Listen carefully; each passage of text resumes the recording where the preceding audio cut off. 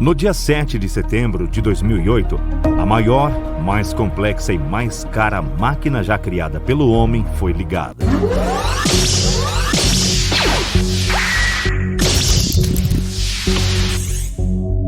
O Grande Colisor de Partículas, ou LHC, tem um anel de 27 quilômetros de comprimento de supercondutores eletromagnéticos escondidos aproximadamente 90 metros abaixo do solo, próximo à cidade de Genebra, na fronteira franco-suíça. Temperaturas geladas mais frias do que o vazio do espaço sideral e gerando um campo magnético 100 mil vezes maior do que o da Terra. Essa máquina acelera feixes de partículas de prótons a uma velocidade pouco menor do que a velocidade da luz e as fazem colidir em câmaras de detecção de partículas para quebrar os núcleos e desvendar os segredos subatômicos da matéria.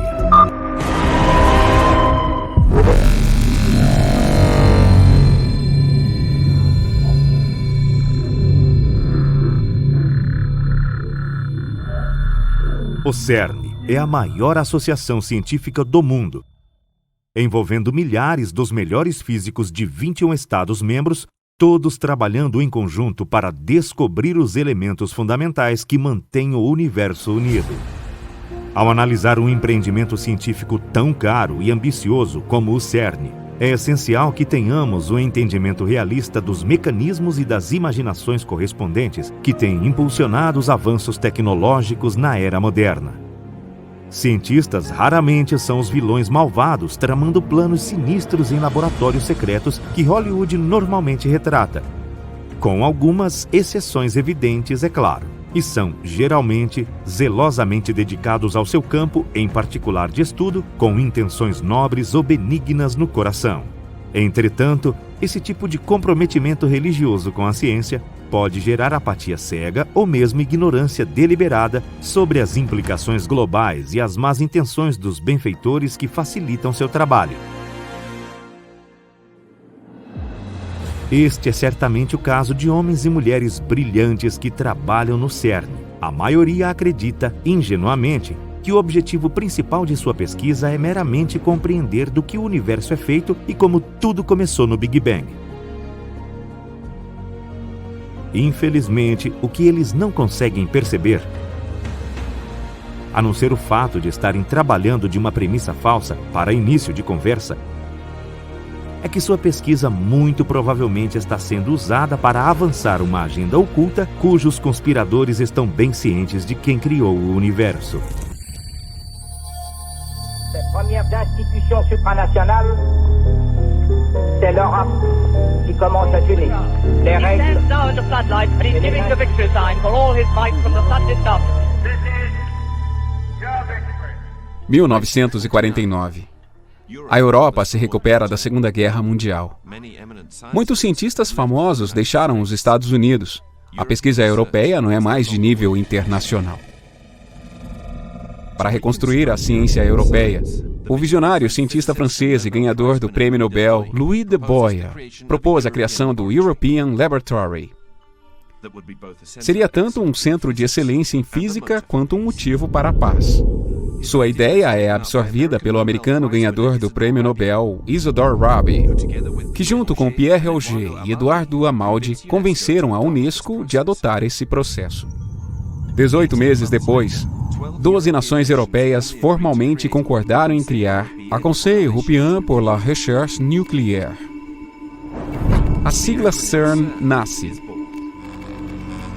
Decisões importantes são tomadas nas primeiras sessões do novo conselho. Genebra é escolhida como sede por causa de sua localização central na Europa e sua tradição internacional. 2 aceleradores são estabelecidos, o sincrociclotron e uma máquina muito maior, o próton-sincrotron. Uma nova convenção para obter os objetivos do CERN, afirmando ser pesquisa, não terá qualquer preocupação com os requisitos militares, e todos os seus resultados deverão ser tornados públicos. A Convenção CERN é assinada por 12 nações. Entre as assinaturas estão cientistas famosos, tal como Werner Heisenberg. CERN vem à existência. CERN é uma sigla derivada da versão francesa da designação Conselho Europeu para Pesquisa Nuclear, que foi um conselho provisório organizado no início dos anos 1950, com o apoio crítico das Nações Unidas, cuja tarefa era planejar a construção de uma instalação de pesquisa europeia multinacional que seria dedicada ao estudo e ao avanço da física nuclear.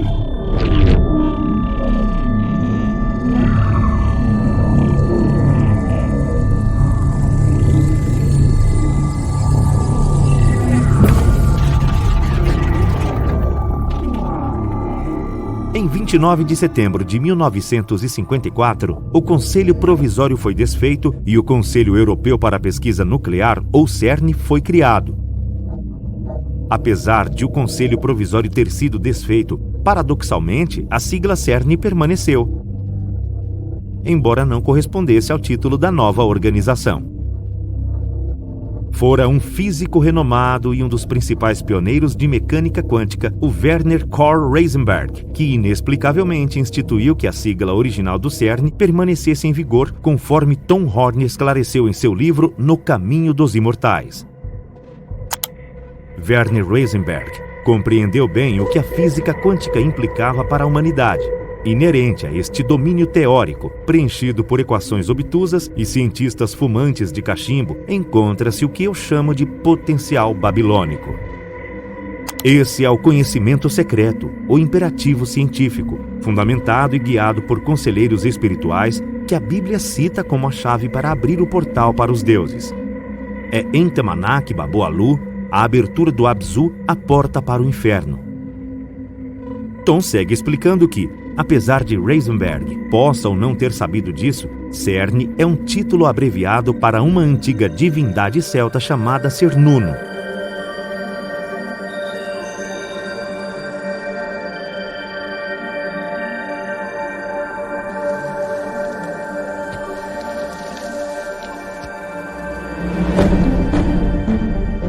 Cernunno, cujo nome significa o chifrudo,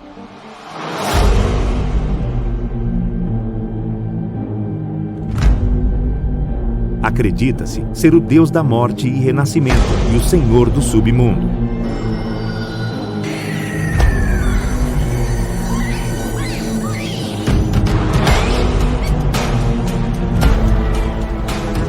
Ele geralmente é retratado com anéis ou torques em torno de chifres de veados ou em suas mãos, o que pode simbolizar o círculo de destruição e restauração que ele representa. Para concretizar essa ideia, Cernunno também é retratado com um anel em uma mão e uma cobra na outra. Por causa do ciclo no qual ela troca sua pele, a cobra sempre foi um motivo místico de morte e renascimento, destruição e restauração. Em vez de se distanciarem de associações com divindades pagãs arcanas, os diretores do CERN acolheram e até celebraram a inserção de um ícone muito anticientífico no pátio das principais instalações. Em 18 de junho de 2004, uma estátua de 2 metros de altura, deixada pelos representantes do Departamento de Energia Atômica da Índia, foi cerimoniosamente revelada no CERN. Era uma estátua do deus hindu Shiva, envolvido na Natahara, a dança cósmica da destruição.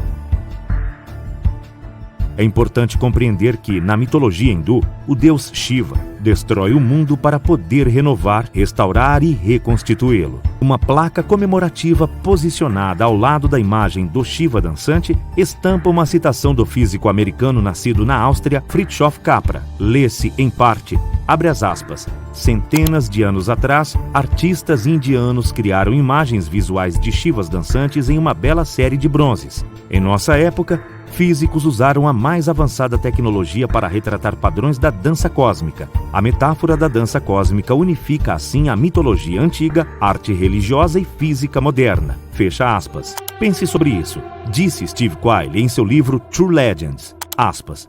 uma estátua simbólica do que pode ser um anjo caído que promete destruir as coisas como nós a conhecemos e reconstruir um novo universo melhorado, com uma placa basicamente dizendo que a instalação CERN tentará unificar mitologia, religião e física. Fecha aspas.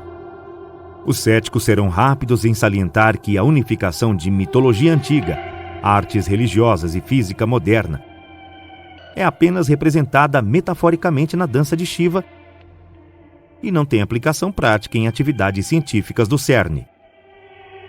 Novamente, eu posso estar inclinado em concordar, exceto pelo fato de que o CERN tem encorajado deliberadamente a coalescência de mitologia, arte e física de maneiras muito bizarras. Quando alguém penetra fundo o suficiente no que chamamos de física, se descobre inevitavelmente o véu que separa essas duas realidades. Os ocultistas sempre estiveram cientes desse fato, até mesmo para Francis Bacon e seus contemporâneos científicos, muitos dos quais eram membros das escolas misteriosas, decifrando os mecanismos do mundo material. Foram, contudo, os meios para um objetivo muito mais importante, o de fazer contato com entidades à espreita do outro lado do véu. Alguns físicos não ficaram tão calados sobre essa possibilidade real. Durante uma coletiva de imprensa em 2009, Sérgio Bertolucci, diretor de pesquisa e computação científica do CERN, fez a seguinte curiosa declaração, aspas, o grande colisor de hadrons poderia abrir uma entrada para uma dimensão extra e dessa porta pode sair alguma coisa ou nós podemos enviar alguma coisa por ela. Fecha as aspas. Não há dúvidas de que os cientistas que trabalham no CERN esperavam abrir uma porta dimensional. A verdadeira pergunta é, o que é a alguma coisa que pode atravessar quando eles a abrirem?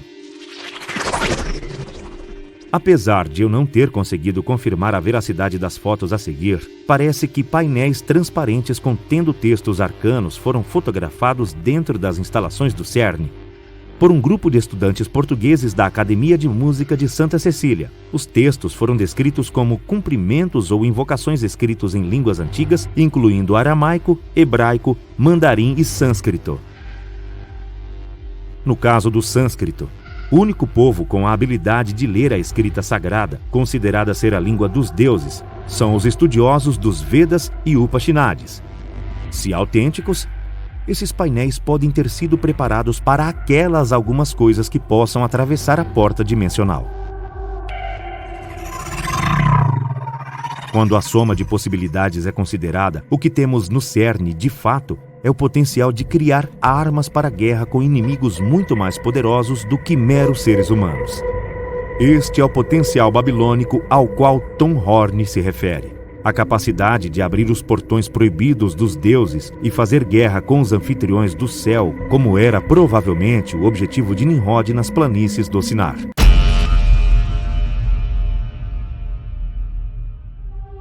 Isso me leva ao círculo completo ao que eu acredito ser o propósito oculto supremo do grande colisor de hadrons e do CERN.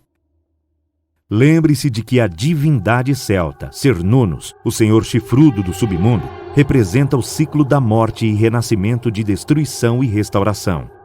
Eu acredito que os sacerdotes luciferianos, por trás dos tronos da União Europeia e das Nações Unidas, pretendem usar CERN como a chave para literalmente abrir os portões do inferno a fim de liberar os deuses que foram aprisionados lá, aqueles vigilantes caídos e entidades arcanas presos em cadeias no abismo do Tártaro.